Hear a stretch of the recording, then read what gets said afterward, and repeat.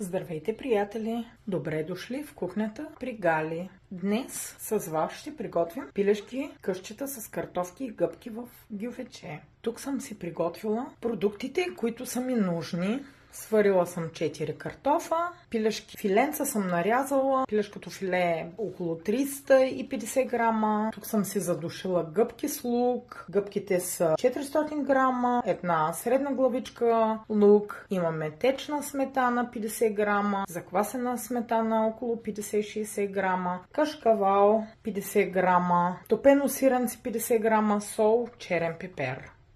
Тук съм си подготвила 2 гювечета.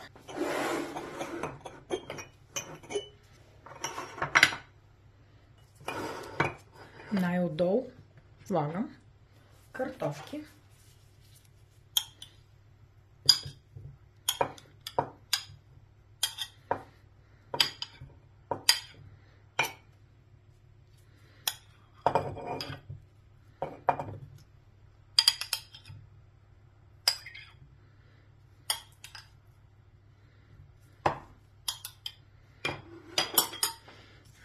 Ето така.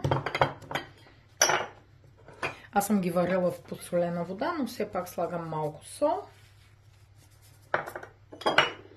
и черно пиперче.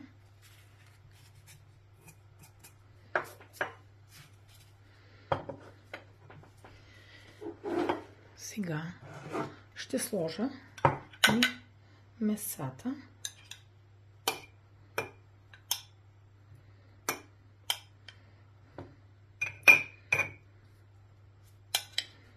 По 4 къщета слагам аз. Мисля, че е напълно достатъчно.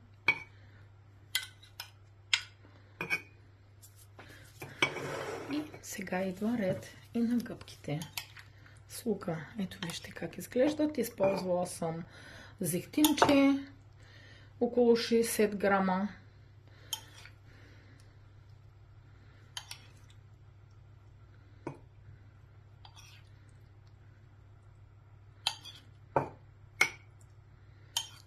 Сега ще сложа течната сметана, заквасена сметана ще сложа по една лъжичка чайна.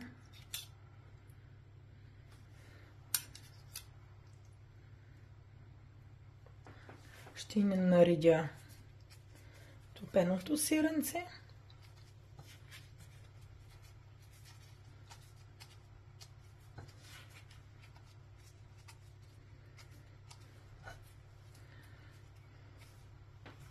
Тези отиват в фурната, понеже ми останаха малко продукти.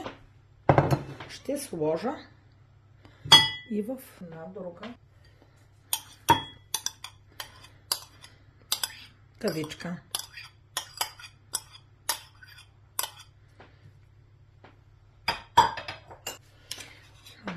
Така или иначе, ако нямате гювечета, същото се получава и в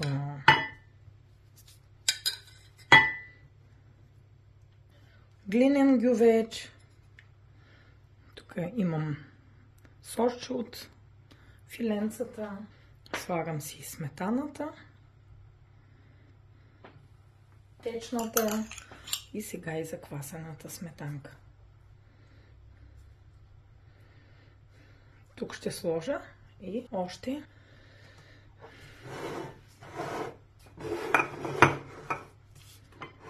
топено сиренце. Слагате и кашкавалче.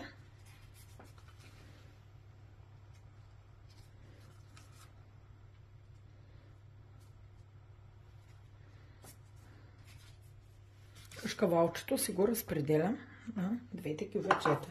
А тук ще добавям все още топено сиренце и кашкавал. Пека сега включвам фурната, защото знаете, гювечетата трябва да са в студена фурна. Тавичката ми е готова. Включила съм си фурната на 180 градуса и слагам да пека. Гювечетата са готови. Ето, така изглеждат. Пекох на 180 градуса около 40 минути. В тавичката станаха по-бързо, защото е открито. Виждате? Също изглежда много добре. Направила съм тук една салатка. Аз мисля, че много добре зелената салата с краставички се подхожда с тези вкусни къщчета в гювече. Приятели, това е от мен за днес. Да ви е вкусно, сладко. Опитайте, коментирайте, дайте свое предложение или ако сте пробвали, кажете своето мнение. Ако не сте се абонирали, моля, абонирайте се, давайте лайкове, ако ви е харесало. До нови срещи!